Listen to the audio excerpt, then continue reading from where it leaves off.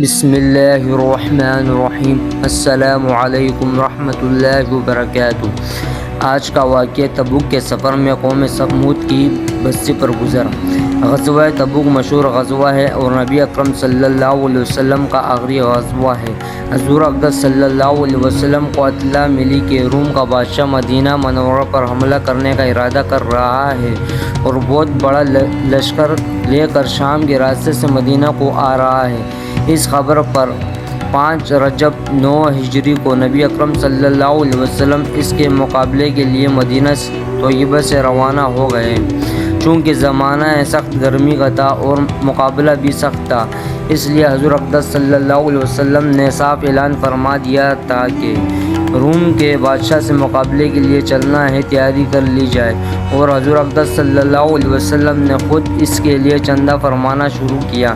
یہی لڑائی ہے جس میں حضرت ابوبکر صدیق رضی اللہ تعالیٰ عنہ گھر کا سارا سامان لے آئے، اور جب ان سے پوچھا کہ گھر والوں کے لیے کیا چھوڑا تو فرمایا کہ ان کے لیے اللہ اور اس کے رسول صلی اللہ علیہ وسلم کو چھوڑ آیا ہوں۔ اور حضرت عمر رضی اللہ تعالیٰ عنہ گھر کے پورے سامان میں سے آدھا لے آئے، اور حضرت عثمان غنی رضی اللہ تعالیٰ عنہ نے 1/3 لشکر کا پورا سامان مہیا فرمایا، اور اسی طرح ہر شخص اپنی حیثیت سے زیادہ ہی لایا۔ اس کے باوجود چونکہ عام طور سے تنگی تھی، اس لیے 10-10 آدمی ایک اونٹ پر سوار تھے۔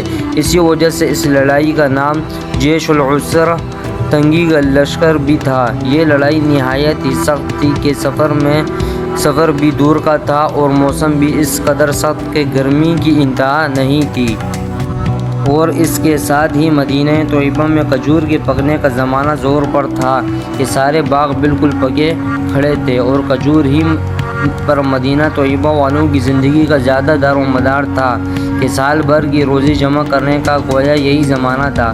ان حالات میں یہ وقت مسلمانوں کے لیے نہایت سخت امتحان کا تھا۔ ادھر اللہ کا خوف، حضور اقدس صلی اللہ علیہ وسلم کا ارشاد جس کی وجہ سے بغیر جائے نہ بنتی تھی، اور دوسری جانب یہ ساری دقتیں کہ ہر دقت مستقل روک تھی۔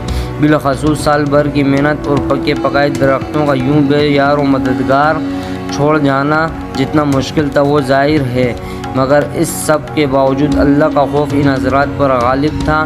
اس لیے بجز منافقین اور معذورین جن میں عورتیں اور بچے داخل تھے، اور وہ لوگ بھی جو بضرورت مدینہ طیبہ میں چھوڑ گئے یا کسی قسم کی سواری نہ مل سکنے کی وجہ سے روتے ہوئے رہ گئے تھے، اور راستے میں قوم سمود کی بستی پر گزر ہوا تو حضور اقدس صلی اللہ علیہ وسلم نے دامن سے اپنا چہرہ انور کو ڈھانک لیا اور اونٹنی کو تیز کر دیا، اور صحابہ رضی اللہ تعالیٰ عنہ کو بھی حکم فرمایا کہ یہاں سے تیز چلو اور ظالموں کی بستیوں میں سے روتے ہوئے گزرو، اور اس سے ڈرتے ہوئے گزرو کہ تم پر خدا نخواستہ وہ عذاب کہیں نازل نہ ہو جائے جو ان پر نازل ہوا تھا۔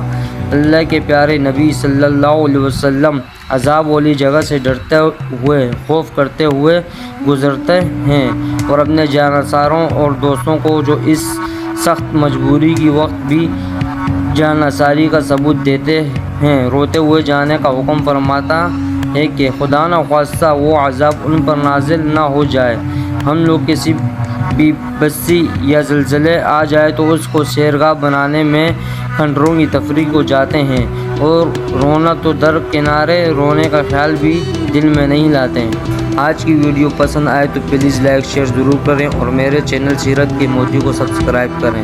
تب تک کے لیے اجازت دیں، اگلی ویڈیو میں ملتے ہیں۔ اللہ حافظ، جزاک اللہ۔